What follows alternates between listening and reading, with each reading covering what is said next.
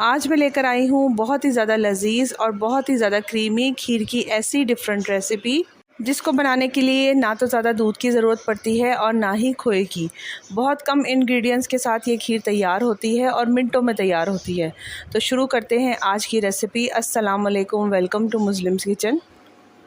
खीर बनाने के लिए यहाँ पर मैं ले रही हूँ 1 कप चावल, जिसको मैंने हाथों से क्रश कर लिया था और भिगो के रख दिया था आधे घंटे के लिए।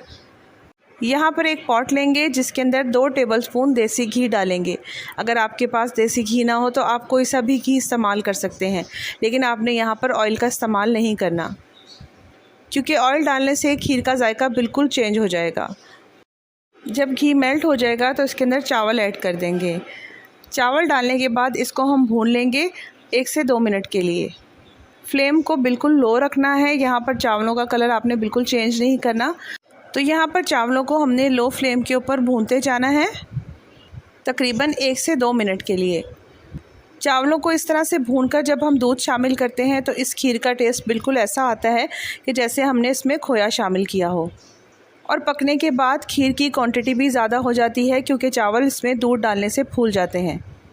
बस अब ये भून चुके हैं। अब मैं इसमें दूध शामिल कर दूँगी। दूध यहाँ पर मैं सारा नहीं डालूँगी, तकरीबन 1 गिलास यहाँ पर मैं दूध ऐड कर रही हूँ। खीर बनाने के लिए मैंने 1.5 किलो दूध इस्तेमाल किया है, जिसमें से 1 गिलास इसके अंदर डाल दिया है। दूध डालने के बाद इसकी लिड लगा दूंगी और इसको इतना पकाऊंगी कि इसमें चावल अच्छी तरीके से गल जाएं। तो यहाँ पर तकरीबन 7 मिनट हो चुके थे। चावल भी बहुत अच्छे तरीके से फूल भी गए हैं और गल भी गए हैं। अब मैं चम्मच की मदद से ही इसको मैश कर लूँगी। इस तरह की खीर बनाते हैं चावलों को बिल्कुल मैश नहीं करते, थोड़ा सा इसका दाना रखते हैं। इसके बाद इसमें बाकी दूध भी शामिल कर दूंगी। इस तरह से खीर का टेस्ट बिल्कुल रबड़ी वाली खीर जैसा हो जाएगा। साथ ही इसमें मैं मेवा शामिल कर दूंगी, जिसमें बादाम है, छोटी इलायचियां हैं और कटा हुआ नारियल है। ये शामिल करने के बाद दूध को मिक्स कर लेंगे।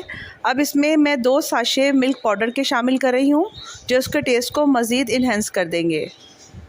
अगर आपके पास मिल्क पाउडर हो तो डाल सकते हैं, वरना आप इसको स्किप कर दें।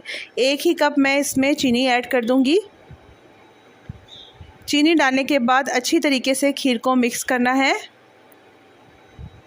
जब ये मिक्स हो जाएगी तो उसको लो फ्लेम के ऊपर पकाना है तकरीबन 15 मिनट के लिए। यहाँ पर खीर को पकते हुए तकरीबन 10 मिनट हो चुके थे। इस खीर का ये भी फ़ायदा होता है कि इसमें मुसलसल खड़े होकर चम्मच चलाना नहीं पड़ता, क्योंकि हमने इसमें घी शामिल किया है तो ये नीचे से लगेगी भी नहीं। यहाँ पर 15 मिनट हो चुके हैं और खीर हमारी रेडी हो चुकी है। और ये देखें कितना ज़बरदस्त इसका टेक्सचर आया है। देखने में जितनी अच्छी लग रही है, खाने में इतनी ही ज़्यादा लजीज है। तो बहुत कम वक्त में और बहुत कम खर्च के साथ क्रीमी सी लजीज खीर तैयार हो चुकी है। अगर मेरी रेसिपी पसंद आई है तो वीडियो को लाइक करें, शेयर करें और चैनल को सब्सक्राइब करें। Thank you for watching.